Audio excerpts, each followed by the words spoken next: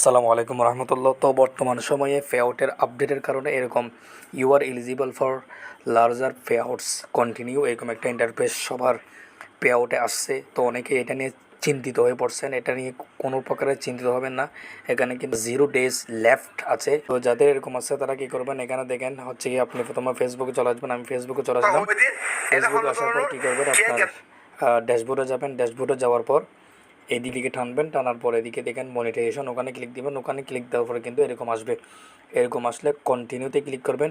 কন্টিনিউতে ক্লিক করার পর এখানে দেখেন complete payout set up, complete your payout set up, start getting paid for your content, basic info এটাও ঠিক আছে, পেআউট মেথড এটাও ঠিক আছে। এখন শুধু ট্যাক্স ভেরিফিকেশন, এটাকে ভেরিফিকেশন করার জন্য আপনাকে এই চিহ্নটা আসছে।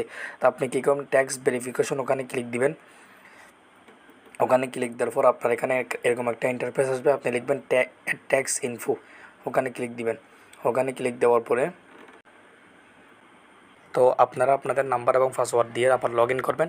লগ ইন করার পরে এরকম একটা ইন্টারফেস আসবে, অ্যাড টু ট্যাক্স ইনফো আবার দিবেন। আবার দেওয়ার পরে কন্টিনিউ HM দিবেন। HM দেওয়ার পরে আবার দিবেন কন্টিনিউ অ্যাজ HM।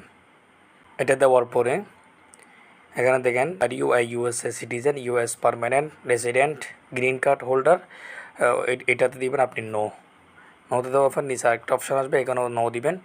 নো দেওয়ার পর নেক্সট দিবেন। নেক্সট দেওয়ার পর এখানে দেখেন জোনাইদ হাসান, সিলেক্ট ওয়ান। এখানে সিলেক্ট ওয়ানের পাশে একটা আইকন আছে ডান পাশে, ওখানে ক্লিক দিয়ে এখানে দেখেন বাংলাদেশ সিলেক্ট করে দিবেন। ঠিক আছে, আমি বাংলাদেশ সিলেক্ট করে দিচ্ছি। এরপর হচ্ছে যে I have a non US tin, এটা যদি অফ থাকে তাহলে এটাকে অন করে দিবেন। অন করে দেওয়ার পরে এখানে নেক্সট বাটনে ক্লিক দিবেন। নেক্সট বাটনে ক্লিক দেওয়ার পরে কিন্তু এখানে সব কিছু দেখাচ্ছে, সব কিছু ঠিকঠাক আছে কিনা দেখবেন। যদি ঠিক না থাকে তাহলে এটাকে পরিবর্তন করে দেবেন। ওপরে বাংলাদেশ, এটা বাংলাদেশ ঠিক আছে। এরপর এখানে দেখেন নেক্সট, আবার নেক্সটে ক্লিক দিবেন। নেক্সটে ক্লিক দেওয়ার পর আবার নেক্সট দিবেন।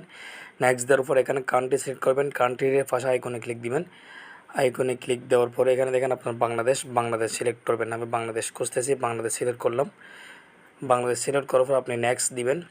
নেক্সট দেওয়ার পর এরকম একটা ইন্টারফেস আসবে। এখানে দেখেন I certify that I have the, এটাতে এই বক্সটা তুলে দিবেন। এই বক্সটা তুলে দেওয়ার পর এখানে দেখেন সিগনেচার, এখানে বলতেছে আপনাকে ব্যাঙ্ক অ্যাকাউন্টে আপনি যে সিগনেচার দিয়েছিলেন ওই সিগনেচার দেওয়ার জন্য। ওই সিগনেচার যদি মনে থাকে তাহলে ওই সিগনেচার দিবেন।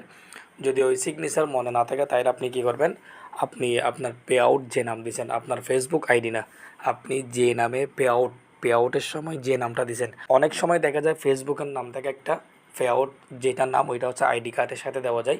ওই জন্য পেআউটের যে নাম ওই নামটা দিবেন। আমার পেআউটের যে নাম ছিল আমি ওই নামটা দিচ্ছি। দেখেন ভালো মতো, পেআউটের যে নাম ছিল ওই নামটা দিচ্ছি আমি, JUN হাসান। আমি কিন্তু এটা স্ক্রিনশট নিয়ে রাখছি, আপনারা এরকম স্ক্রিনশট নিয়ে রাখবেন। তো এখানে যাতে কোনো প্রকারের ভুল না হয়, একটা যদি ভুল হয় তাহলে কিন্তু আপনার এটা নিবে না, সিগনেচারটা আপনার নিবে না। তো এরকম দেওয়ার পর এখানে দেখেন নেক্সট বাটনে ক্লিক দিবেন। নেক্সট বাটনে ক্লিক দেওয়ার পরে যদি আপনার এটা যথাযথ হয় তাহলে নিবেন, নাহলে নিবেন, আমাদেরটা নিয়েছে। তো এখানে দেখেন সাবমিট ফর্মে ক্লিক দিবেন। সাবমিট ফর্মে ক্লিক দেওয়ার পরে আমাদের কাজ কিন্তু শেষ, আমাদের কাজ শেষ। এখানে ডানে ক্লিক দিবেন। ডানে ক্লিক দেওয়ার পরে আবার চলে যাবেন ফেসবুকে। হ্যাঁ, আমরা ফেসবুকে চলে যাব। সব কিছু রিফ্রেশ করে আমরা আবার ঢুকবো। সব কিছু রিফ্রেশ করে আমরা আবার ঢুকবো। ফেসবুকে গেলাম। ফেসবুকে যাওয়ার পরে এই যে আমি তার আইডিতে আবার ঢুকলাম। এটা হচ্ছে আমার এক ছোটো ভাইয়ের আইডি, ওর এটা আমি ঠিক করে দিচ্ছি। তো ড্যাশবোর্ডে গেলাম। আবার যাব হচ্ছে মনিটাইজেশনে যাওয়ার পরে কিন্তু এভাবে রিফ্রেশ দিবেন উপর থেকে। রিফ্রেশ দেওয়ার পরে কিন্তু আমাদের কাজটি হয়ে গেল। দেখতে পাচ্ছেন আমাদের কাজ কিন্তু আলহামদুলিল্লাহ হয়ে গেছে।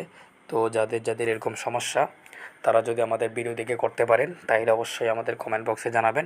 তো আশা করি ভালো থাকবেন, সুস্থ থাকবেন। আসসালামু আলাইকুম রহমতুল্লাহ।